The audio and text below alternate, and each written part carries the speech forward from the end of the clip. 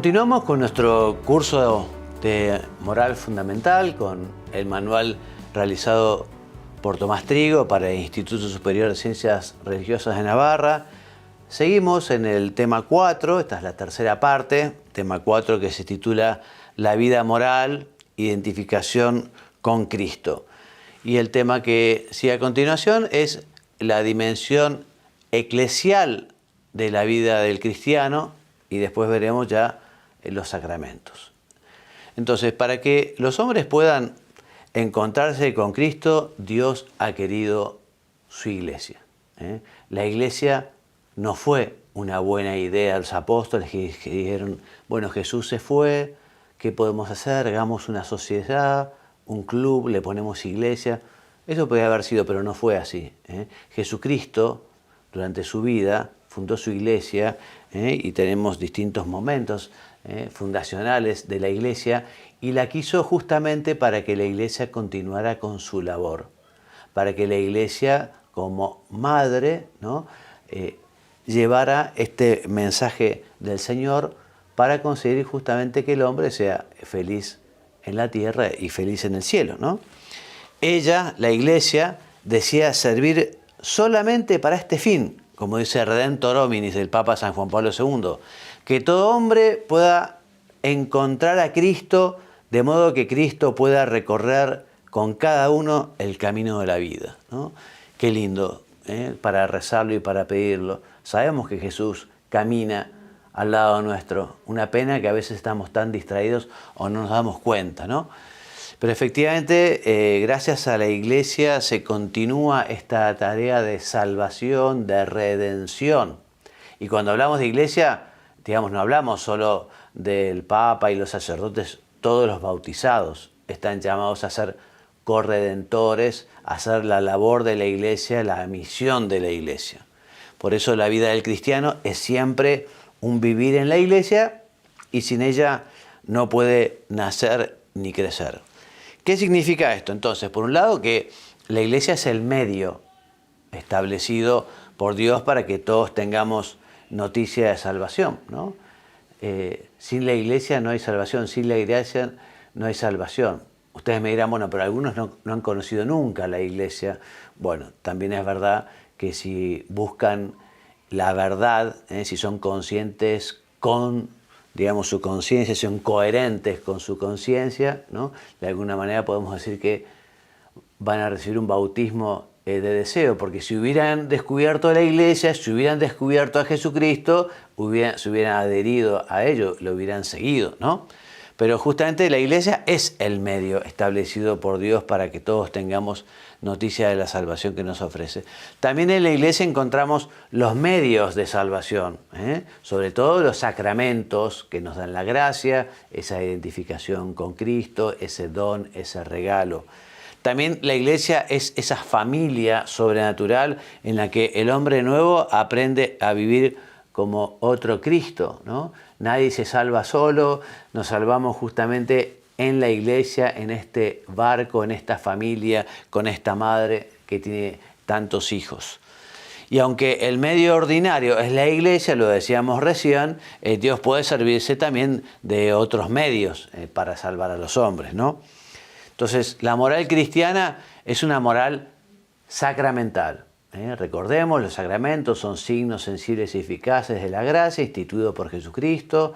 Él nos lo dio, se los dio a su iglesia para recibir a través de ellos la gracia de Dios. No es el único medio por el que el hombre recibe la gracia, pero es un medio en el que tenemos esa certeza que cuando efectivamente el sacerdote o quien celebre ese sacramento y tenga la intención de hacer lo que hace la iglesia y cumple con los requisitos de la liturgia, bueno, la gracia de Dios, ¿no? El sacerdote, y yo te absolvo en nombre del Padre, ¿no? Dice el sacerdote en nombre de Cristo, o esto es mi cuerpo, esta es mi sangre, ¿no? Y se convierte el pan en el cuerpo de Cristo, Esta moral, digamos, cristiana, que es moral sacramental, porque el cristiano tiene en los sacramentos las fuentes, repetimos, de la gracia para identificarse con nuestro Señor Jesucristo y vivir fielmente su vocación. Por eso es lógico que acudamos con frecuencia, sobre todo a la Eucaristía y la penitencia, porque bueno, el bautismo se recibe una vez, la confirmación se recibe una vez, el matrimonio quizá más de una, pero en fin, el orden sagrado solo una vez, ¿no?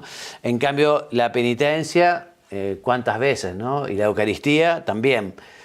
La penitencia es el cauce ordinario para recuperar la gracia de Dios si la hemos perdido por un pecado grave o para aumentar esa gracia santificante y esa gracia sacramental, ¿no? Nos acercamos y el sacerdote, en ese momento Cristo, nos perdona. Y la Eucaristía, bueno, la Eucaristía es lo más grande que tiene la Iglesia, ¿no? Es Cristo mismo que se queda entre nosotros para hacer nuestro alimento, para hacernos compañía, ¿no? Por eso el cristiano se hace capaz de entregar su vida por amor y configurarse con Cristo gracias también a este alimento que nos identifica con el Señor, ¿no?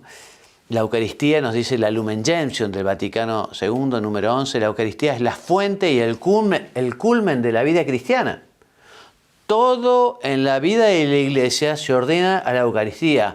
Los demás sacramentos, los misterios eclesiales, las obras de apostolado, todo tiene como centro, como fin, como fuente la Eucaristía, ¿no?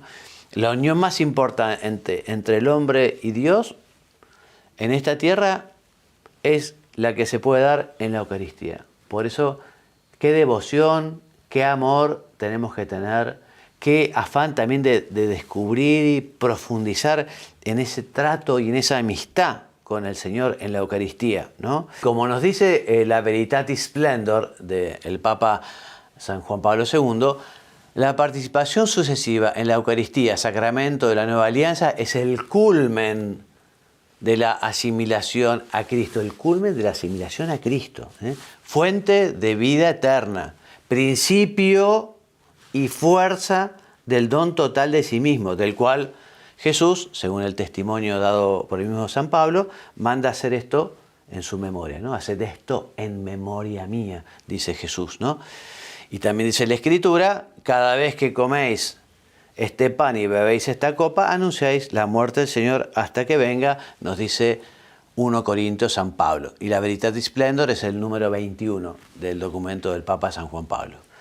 Entonces, la Eucaristía es el alimento que necesitamos para que crezca en nosotros la vida de Cristo. Él nos dice, lo dice Juan, capítulo 6, yo soy el pan vivo que ha bajado del cielo. Si alguno come este pan, vivirá eternamente, y el pan que yo daré es mi carne para la vida del mundo. Y esta no es una promesa de campaña electoral, como se suele escuchar a veces algunos políticos, que prometen mucho y a veces no están dentro de sus posibilidades de lograr sus promesas. Esta promesa de Jesús es muy cierta. Yo soy el pan vivo bajado del cielo. Si alguno come este pan, vivirá eternamente. Si comemos el cuerpo de Cristo, alcanzaremos la bienaventuranza eterna. Una promesa realmente impresionante la de Jesús. Bueno, punto 4.4, la identificación con Cristo, virtudes, mandamientos, oración y unión con la cruz. Este es el itinerario también de identificación con Cristo, ¿no? O sea, vivir las virtudes, cumplir los mandamientos, unirse con Jesús en la oración y por lo tanto unirse con Jesús también con su cruz, para ser corredentores. Empezamos por las virtudes. Las virtudes son hábitos operativos buenos, son hábitos que se consiguen a base de repetir actos virtuosos, ¿no? Y efectivamente el cristiano está llamado a identificarse con Cristo, es decir, a vivir las virtudes. De hecho, cuando se realiza un proceso de beatificación y canonización, entre otras cosas, se estudia si esa persona vivió las virtudes. Las virtudes fe, esperanza y caridad, las teologales, las virtudes cardinales, ¿no? Porque justamente el llamado del cristiano es ser un hombre virtuoso, o sea, tener hábitos buenos, actos buenos, ¿no? Bueno, entre las virtudes teologales, en primer lugar está la caridad, ¿no? La caridad para identificarnos con Cristo. Esa unión con Dios consiste esencialmente en el amor, eso es la caridad. Todas las obras que podemos realizar nos llevan a la identificación con Cristo en la medida justamente en que la realicemos explícita o implícitamente por amor a Él. O sea, hay que hablar también de rectitud de intención. ¿Por qué queremos trabajar bien? ¿Por qué queremos estudiar mucho? ¿Por qué? ¿Solo por una cuestión de vanidad? ¿O solo por querer ganar plata? Y es una lástima, porque si es solo por eso, estamos perdiendo una dimensión de eternidad. Que decirle, bueno, no, yo lo quiero hacer por amor a Dios, y también por amor a la patria y para servir a los demás, también para ganar dinero, también para poder crecer. Pero qué importante que es que nosotros le demos una intención recta a todas nuestras acciones, porque así estamos justamente poniendo tesoros en el cielo, estamos realmente invirtiendo allí. En cambio, si lo hacemos por amor propio o por vanidad, no suma. Entonces, la caridad es don de Dios, pero el hombre debe colaborar con ese don. Dios está dispuesto a ayudarnos, pero nosotros tenemos que ser dóciles a esas inspiraciones del Espíritu Santo, ¿no? Lumen Gentium 42 del Vaticano II. El primero y más imprescindible don es la caridad, con la que amamos a Dios sobre todas las cosas y al prójimo por Él. Pero a fin de que la caridad crezca en el alma, como una buena semilla, y fructifique, todo fiel debe escuchar de buena gana la palabra de Dios, poner por obra su voluntad, con la ayuda de la gracia, participar frecuentemente en los sacramentos, sobre todo en la Eucaristía y en las funciones sagradas, y aplicarse asiduamente a la oración, a la abnegación de sí mismo, o sea, al abandono, a la entrega, al solícito servicio de los hermanos y al ejercicio de todas las virtudes. Bueno, este Lumen Gentium 42 es el programa, debería ser el programa de vida de un cristiano, ¿no? Este texto es una auténtica invitación al examen de conciencia, ¿no? A ver si yo estoy siguiendo ese itinerario, ese camino, si estoy cumpliendo, digamos, con estos requisitos, ¿no? Entonces, la caridad es una verdadera amistad entre Dios y el hombre, ¿eh? Ya no llamo siervos o llamo amigos. Y bueno, y todo lo que tiene que ver con la lucha por adquirir virtudes supone un combate. Un combate porque todos estamos un poco inclinados hacia el pecado. Entonces tenemos un combate para la pereza, un combate contra el mal humor, un combate contra, bueno, justamente todo lo que nos lleva a desistir de hacer las cosas bien, ¿no? El egoísmo, la soberbia, la pereza, ¿no? Por eso es combate, porque hay que poner esfuerzo, no es algo que salga natural.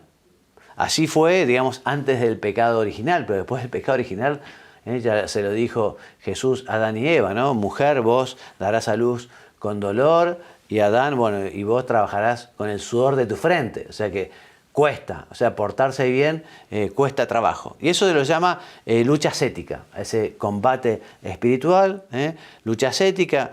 El término viene del griego, de la palabra asketes, es el que hace ejercicio.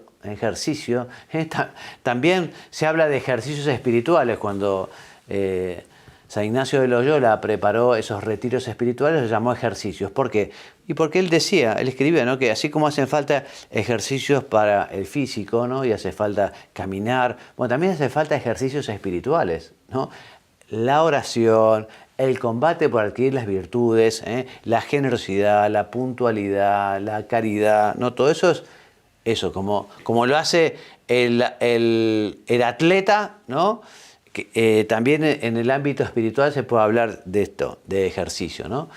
Porque como en el atletismo o en cualquier deporte hay que esforzarse una y otra vez, recomenzar sin desanimarse, etc., para alcanzar una meta, lo mismo en la vida del cristiano, ¿no? Bueno, y esta lucha solo adquiere su verdadero sentido si se realiza por amor a Dios, para identificarse con Cristo y no por un afán humano de perfeccionismo, como decíamos, ¿no? O por vanidad, o solo por una cuestión económica. Por eso la moral cristiana no está compuesta de negaciones, ¿no? A veces uno dice, bueno, los mandamientos, no matar, no robar, no fornicar, no. Es que eso es una verdadera afirmación. Por eso San Agustín también dirá, ama y haz lo que quieras. Si uno ama a una persona, no le va a mentir, no lo va a robar, no le va a matar. Si uno ama a Dios, y bueno, va a cumplir sus mandamientos, ¿no? Entonces son afirmaciones. Decir no a determinadas acciones tiene sentido porque es decir sí al amor a Dios y a los demás. Y por otra parte es una lucha llena de esperanza, de confianza en Dios, en la que no cabe el desánimo porque es Él, nuestro Padre amoroso y tierno, quien nos lleva de la mano y nos perdona y nos anima. O sea que en esta lucha no estamos solos.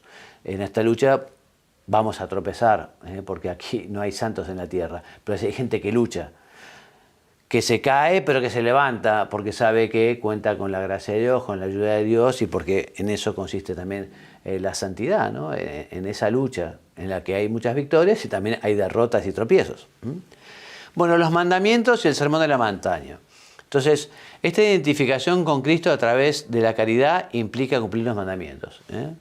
Dice San Juan, ¿no? Y esto está bien clarito. El que acepta mis mandamientos y los guarda, ese es el que me ama. Porque dice, no, yo amo mucho a Dios, pero, digamos, le desobedece, no cumple sus mandamientos y no está hablando con verdad, ¿no? Se está engañando a sí mismo. Y el que me ama será amado por el Padre, y yo lo amaré, y yo mismo me manifestaré a Él. O sea, si realmente amamos a Dios, vamos a cumplir con sus mandamientos, con sus enseñanzas. También las bienaventuranzas, ¿no? y el mandamiento del amor y la confirmación del decálogo se pueden considerar como el resumen de la moral cristiana, ¿no? Donde está resumido el mensaje evangélico, el mensaje de Jesús, que habla de la conducta del hombre, pues esto es la moral, ¿no? La conducta del hombre, el comportamiento del hombre. Bueno, entonces si uno quiere saber cómo tiene que comportarse como cristiano, bueno, que analice bien los mandamientos, las bienaventuranzas, esa confirmación del decálogo que hace Jesús, ¿no? Como resumen de lo que uno tiene, de la forma de que uno tiene que vivir. Bueno, el Sermón de la Montaña recoge muchas enseñanzas morales de Jesús, pero es especialmente interesante su comienzo, porque las bienaventuranzas, como afirma el Catecismo de la Iglesia Católica, dibujan, esta es muy linda metáfora, dibujan el rostro de Jesucristo y describen su caridad, expresan la vocación de los fieles asociados a la gloria de su pasión y de su resurrección, iluminan las acciones y las actitudes características de la vida cristiana. Y sigue diciendo el Catecismo en su número 1717, que son promesas paradójicas que sostienen la esperanza en las tribulaciones, anuncian a los discípulos las bendiciones y también las recompensas ya incoadas quedan inauguradas en la vida de la Virgen María y de todos los santos, ¿no? Bienaventurados los pobres de espíritu, bienaventurados los que sufren. Uno dice, bueno, es una paradójica, ¿no? Como bienaventurados los que sufren. ¿Cómo bienaventurados los que sufren? ¿Cómo bienaventurados los que tienen hambre y sed, ¿no? Bueno, es una lógica divina, ¿no? Pero efectivamente aquellos que sufren eso y lo hacen por amor a Dios, uniéndose a la cruz, van a tener un premio maravilloso. La oración. Entonces, la vida del cristiano es necesariamente vida de oración, de trato con las tres divinas personas, con el Padre, con el Hijo, con el Espíritu Santo, el trato, el diálogo, la cercanía con Santa María, con San José, con los ángeles, con los santos, Y solo podremos identificarnos con Jesús si tenemos un trato personal, íntimo, porque justamente la amistad crece en el trato y la amistad con Cristo nos lleva justamente a querer conocerlo mejor, a conocer su vida, a conocer sus enseñanzas, y así con el conocimiento y el trato nos iremos enamorando. Por eso el Catecismo afirma que la oración es una necesidad vital, ¿no? Dice San Pablo a los Gálatas, orar es una necesidad vital. Si nos dejamos llevar por el Espíritu, caemos en la esclavitud del pecado. Santa Teresa decía algo también que tiene su gracia, ¿no? Pero es fuerte. Dice, a una persona que no hace oración no necesita un demonio que lo tiente. Como diciendo, bueno, si vos no haces oración, si no te hablas con Dios, si no le pedís su gracia, y bueno, ya tu propia debilidad te llevará a caer en la tentación. Nosotros tenemos que fortalecernos, y nos fortalecemos con la oración, con los sacramentos, con la penitencia, con la Eucaristía. Entonces, ¿cómo puede el Espíritu Santo ser vida nuestra si nuestro corazón está lejos de Él? Nada vale tanto como la oración, dice San Juan Crisóstomo. Hace posible lo que es imposible, fácil lo que es difícil. Es imposible que el hombre que ora pueda pecar. muy entusiasmante de lo de San Juan Crisóstomo. Y también San Alfonso María de Ligorio dice que quien ora se salva, ciertamente. Quien no ora se condena, ciertamente. O sea, que paradas fuertes y claras. Por eso la oración, la vida contemplativa, es inseparable de la identificación moral con Cristo, de la lucha por vivir las virtudes de cada día, ¿no? Y ese mismo amor con que amamos a Dios en la oración nos lleva a vivir bien nuestro trabajo profesional, la vida matrimonial, la vida de trato con los que comparten el trabajo, los del club, los vecinos, los parientes, ¿no? Ora continuamente el que une la oración y las obras a las obras de la oración. Qué bueno que es justamente ofrecer el trabajo para convertir el trabajo en oración. Y un escritorio donde uno está trabajando se convierte como en el altar, ¿no? Y un lugar donde la madre quizá está planchando la ropa, o un funcionario, o un artista pintando una escultura. Bueno, aquello está llamado a convertirse en oración porque se hace para Dios, por Dios. Solo así podemos también cumplir ese mandato, orad constantemente, cuando convertimos el trabajo en oración. La vida de oración, relación viva de los hijos de Dios con su Padre, infinitamente bueno, con su Hijo Jesucristo y con el Espíritu Santo, es estar habitualmente en presencia de Dios y en comunión de vida con Él. Qué bueno empezar el día ofreciendo todo el trabajo a Dios. Qué bueno reiterar ese ofrecimiento cuando uno está un poco más cansado o cuando es alguna pausa, ¿no? Volver a ofrecer a Dios ese trabajo, pidiendo también hacerlo bien. Así también nosotros nos convertimos en sacerdotes en el sentido de que estamos ofreciendo como sacrificio ese trabajo por Dios y para Dios. Y unión en la cruz. O sea, el cristiano, no existe un cristianismo sin cruz. No existe un cristianismo sin cruz. El cristiano que quiere encontrarse con Cristo se va a encontrar con la cruz. Es un gran misterio de la cruz. Es un gran misterio. El gran misterio de que puedan ir juntos, lo dice al final, el sacrificio y la alegría, ¿no? Un gran misterio, ¿no? Entonces, la identificación con Cristo implica hacer nuestra la cruz de Cristo. Tenemos que unirnos a Cristo, tenemos que hacer como en Simón de Cirene o el Cireneo, llevar la cruz de Cristo. Y la cruz muchas veces se manifiesta en contrariedades, en sufrimientos, en dolores. San Lucas por eso dice, si alguno quiere venir detrás de mí, que se niegue a sí mismo, que tome su cruz y que me siga cada día, dice el Señor. Porque el que quiera salvar su vida la perderá, pero el que pierda su vida por mí se salvará. Y esa unión con la cruz es parte integrante de la vida cristiana o vida según el Espíritu. Y sin el misterio, repetimos misterio, sin el misterio de la cruz, no se recupera la grandeza del hombre, no se puede vivir este humanismo cristiano. Esta restauración de la imagen divina puede cumplirse solamente en virtud de la cruz de Cristo. Y esto es bueno para reflexionar, es bueno para pensar, ¿no? Bueno, ¿cómo estoy llevando mi cruz? Porque cada uno tiene la suya. Es una cruz a medida. No es ni demasiado pesada ni demasiado liviana. Es la cruz de Cristo para nosotros, que además nos ayuda a llevar a Él. Por eso unirse a Él para llevar esa cruz y que sea la Cristo y no una cruz inventada por mí. Entonces, al reflexionar sobre la felicidad del cielo incoada allá en la tierra y el deseo de Dios, Padre de bondad, de hacernos felices, viene la pregunta, bueno, ¿y por qué el sufrimiento? También misterio, ¿no? ¿Por qué el sufrimiento? Bueno, por un lado, justamente, siendo un misterio, también sabemos que ese misterio se comprende de cierta manera, de alguna manera, con alguna luz, uniéndolo justamente al misterio de la luz de Cristo. Porque Cristo nos ha redimido con toda su vida, pero ha querido sufrir también la cruz y ofrecerse en ella como víctima para la salvación de los hombres. Y ese sufrimiento, ese dolor, esa muerte que parecían sin sentido para el hombre, se han convertido en Cristo un medio de salvación. Bueno, y justamente el cristiano que tiene que ser otro Cristo, encuentra el sentido del sufrimiento cuando une su cruz a la cruz de Cristo, cuando ofrece justamente como Cristo al Padre, por la salvación del mundo, sus propios sacrificios. Para el cristiano la cruz tiene sentido desde el momento en que Cristo ofreció en ella su vida por nuestra salvación, ¿no? El cristiano es redimido, pero también está llamado a colaborar en la obra de la redención. Está llamado a ser corredentor con Cristo en la salvación de los hombres.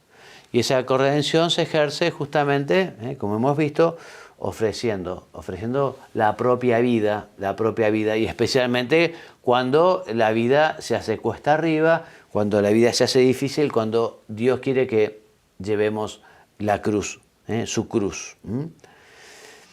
Es el sacerdocio común de los fieles. Pero también, bueno, no solo los sufrimientos involuntarios, sino también aquellos que uno puede buscar un poco, como pequeñas mortificaciones, sacrificios, por amor a Dios. Entonces, llevar la cruz con Cristo, llevar los sufrimientos, las enfermedades, las contradicciones, las contrariedades de cada día, es el secreto de la alegría cristiana, verdadero misterio. La fe, la esperanza y el amor a Dios y a los demás por Dios hace que el cristiano pueda unir estos dos aspectos que parecen totalmente contradictorios, ¿no? Que es la alegría y el sufrimiento. Bueno, punto 4.5 es la vocación universal a la santidad, la vocación a la que están todos llamados, y también algunas devociones o vocaciones, específicas, ¿no? Entonces, todos los bautizados están llamados a la santidad. Todos los bautizados están llamados a identificarse con Cristo, a ser el mismo Cristo. Esta es una vocación universal, ¿no? Quedó especialmente patente esto en el Concilio Vaticano II. Es una novedad teológica, podemos decir, porque si bien está en el Evangelio al inicio, por esos avatares de la historia, no sé, llegó a pensarse que la santidad era algo imposible en el mundo, algo imposible en la familia, algo imposible en el trabajo, que si uno quería ser santo, tenía que irse al desierto, a un convento, alejarse del mundanal ruido. Y no, el concilio nos viene a decir que uno puede hacerse santo en medio del ruido del mundo, aunque estén con un martillo neumático haciendo un ruido tremendo. Estamos llamados a la santidad en ese ambiente, en ese lugar, con la familia, en el trabajo, en el club, en la política, en el deporte, ¿no? Todos llamados a ser Cristos allí. No hace falta hacerse religioso, hacerse cura, hacerse monja. San Juan Pablo II en su Christi Fides Laici, que es justamente un documento sobre los fieles laicos, ¿no? Lo dice clarísimamente, ¿no? Hablando de esta vocación universal, dice que se puede decir que precisamente esta llamada ha sido la consigna fundamental confiada a todos los hijos e hijas de la Iglesia por un concilio convocado para la renovación evangélica de la vida cristiana. Esta consigna no es una simple exhortación, o sea que esto de la llamada a la santidad no es algo más o menos opcional, optativo, ¿no? Opcional, optativo, no, sino que es una invitación y una obligación a la santidad, ¿no? Esta enseñanza del concilio también fue preparada por una especial inspiración del Espíritu Santo a través de la vida de la Iglesia, con San José María Escrivá de Balaguer y el Opus Dei, cuando San José María comenzó a hablar de que un matrimonio podía ser santo, le dijeron que era un hereje, ¿no? Porque era algo como muy nuevo, ¿no? Pero él justamente recordó al mundo contemporáneo la llamada universal a la santidad, el valor cristiano que puede adquirir el trabajo profesional en las circunstancias ordinarias de cada uno. Pero existe una vocación universal, pero también existe vocaciones particulares, modalidades, concreciones de esa vocación universal, ¿no? Entonces uno puede ser santo siendo laico, casado o célibe, soltero, sacerdote, miembro de una congregación religiosa, no sé, son distintas llamadas, son distintas maneras de vivir el Evangelio, son distintas maneras de ser Cristo, pero todos llamados a la santidad, ¿no? Y un matrimonio puede ser mucho más santo que un cura y que un obispo, claramente, ¿no? Bien. La vida moral cristiana, camino para la bienaventuranza eterna. Recordemos, somos peregrinos, estamos de paso. Lo importante justamente es ir al cielo. Lo importante justamente es encontrar la felicidad en la identificación con Cristo para ser felices acá y poder llegar al cielo, ¿no?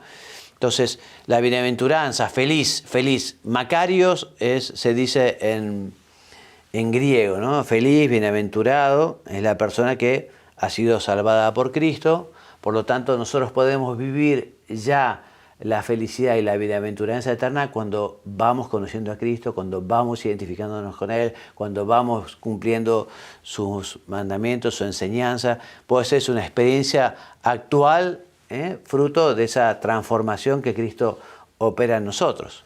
O dicho de otro modo, la escatología ha entrado ya en la historia, o sea, el más allá. La escatología ha entrado en la historia cuando la Iglesia nos invita y nos ayuda a identificarnos con Cristo, ¿no? El reino de Dios es ya una realidad presente para los que lo reciben con fe aquí en el mundo. Por eso dice Jesús, bienaventurados los ojos que ven lo que están viendo, ¿no? Lo que ustedes están viendo, bienaventurados, ¿no? Llama a Pedro bienaventurado por haber recibido del Padre la revelación que es Jesús. Este es el Cristo, el Hijo de Dios. También se la llama bienaventurada a la Santísima Virgen María porque ha creído, porque ha escuchado la palabra divina y la ha guardado, ¿no? Bueno, y es muy significativo el significado y la expresión vida eterna que en teoría es lo que viene más allá, ¿no? O sea, la vida eterna comienza acá cuando justamente tratamos, amamos, nos unimos a nuestro Señor. Es la vida que comienza a vivir la persona cuando recibe a Jesucristo por la fe, ¿no? Una vida nueva, la vida de Hijo de Dios por la gracia, otro Cristo, que, bueno, esto se consumará ya con el encuentro definitivo en la vida eterna en el cielo, ¿no? Por eso el cristiano cuenta ya ahora, por tanto, de una experiencia de felicidad inicial, pero auténtica. Porque se sabe querido por Dios en Cristo, porque puede conocer y amor en Cristo, porque puede amar a las otras personas por Cristo y en Cristo, porque puede tener un corazón enamorado de Cristo por el Espíritu Santo. Bueno, y así el cristiano justamente alcanza su fin último ya aquí en la tierra, ya alcanza esa felicidad que después en el cielo será eterna. Y para terminar, la última idea. Esta identificación se va realizando con la gracia a través de las acciones libres, que son justamente respuestas de amor de la persona al amor creador y redentor de Dios, y que es justamente lo que estudiaremos en el siguiente tema.